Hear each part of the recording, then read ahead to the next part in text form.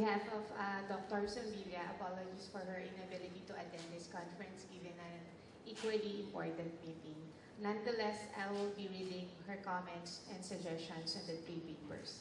So for the first paper by Dr. Chonko, in addition to the gaps that was identified in the implementation of the different climate change initiative, the following are the key challenges and weaknesses that needs to be addressed in crafting of the next Philippine Development Plan, policies, as well as in investment programming.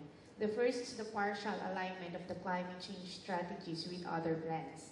The partial alignment of climate change strategies with sectoral plans explains why a number of government departments are only beginning to recognize the impacts of climate change. The limited understanding of these impacts explains their absence in the design of infrastructure facilities, such as irrigation, roads, bridges, and other facilities.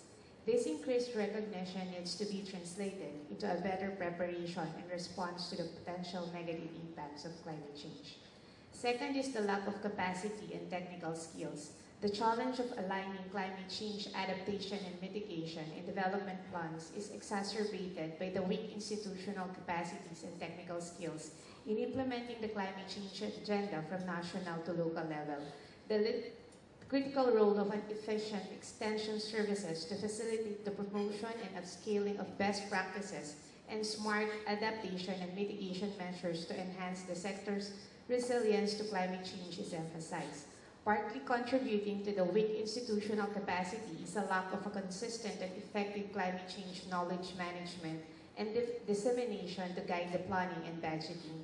This includes the total lack of knowledge sharing and communication platforms to facilitate the local and national exchange of success stories.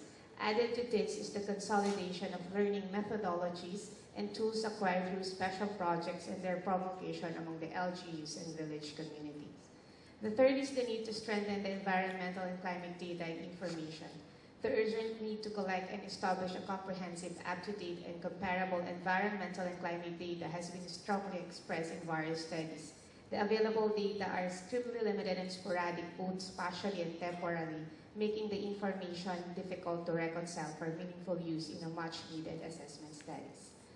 Fourth is the need for a stronger climate change-related R&D. There is a need for a stronger R&D on climate change as there are considerable gaps remaining. For agriculture, it is needed to focus on identifying or developing farming systems to achieve an increased productivity while enhancing lowland and upland ecosystem through land, soil, and water conservation and the mitigation of agricultural greenhouse gas emissions.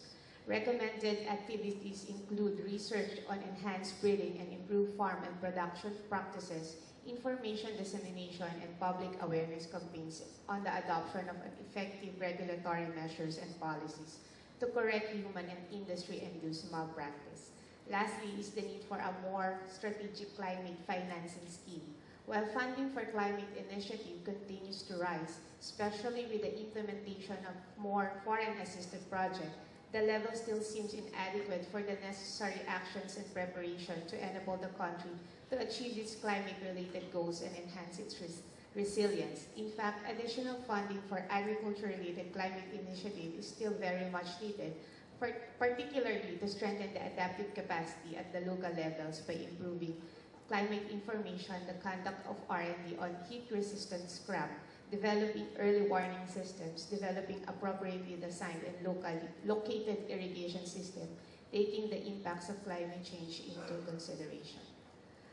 On the second paper by Dr. Agnes Rolla, the author may consider the following additional inputs on the policy recommendation.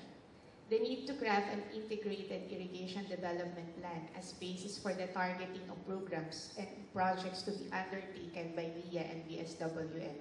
This would further ensure complementation and non-duplication of irrigation components of proposed and ongoing projects such as the DA's PRDP or the NIA's irrigation projects and various DAR foreign assisted and locally funded projects. Also, we would like to note that the NIA is developing a 10-year irrigation master plan to be funded under the Participatory Irrigation Development Project. Furthermore, considering the growing realization of the severe impacts of climate change, adaptation and mitigation strategies should be integrated in this integrated plan. the lack of climate change adaptation in the plans and activities has proven to be more costly and destructive than an anticipatory and proactive stance. Second is on the need to address the operation and maintenance issues raised by the Irrigators Association. We affirm the need to enhance the technical and engineering design of infrastructure, including the irrigation facilities, to consider climate risk and extreme events. Accelerating the implementation of such adaptation initiatives is also consistent with the 0+10 socioeconomic agenda of the President. Moreover, it may be helpful to develop an effective financing mechanism that can sustainably support the operation and maintenance of the dams and other irrigation facilities. Rehabilitation can be very costly, and there are underlying issues concerning the ease of access and source of funds, such as inadequate local government funding, which can potentially slow or obstruct the process.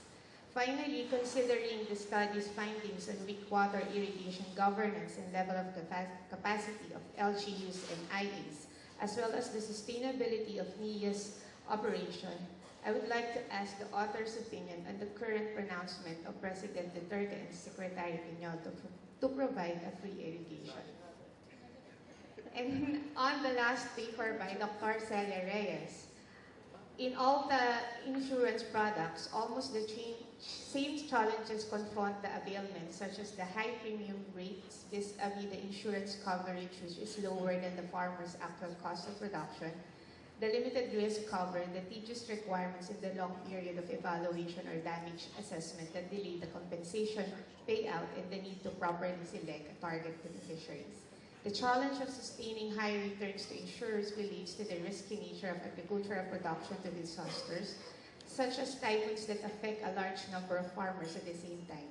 The weather index-based insurance is designed to overcome some of these problems, especially in the context of climate change and increasing weather variability. It can address the need to properly identify beneficiaries because it eliminates the influence of insured parties and thereby the moral hazard issue. This doesn't, however, eliminate the basis risk, which is the difference between the losses actually incurred and the losses insured. Weather index-based insurance is therefore unlikely to fully eliminate subsidies, but nonetheless could be further explored through a private sector pilot projects. In addition, while insurance is among the risk financing mechanisms that will have farmers recover in times of disaster, these should not be implemented alone. It should be implemented along with appropriate adaptation measures that farmers should apply to minimize their vulnerability to the adverse impacts of climate change. The appropriate insurance schemes and adaptation measures tandem should be an area for further studies. Thank you.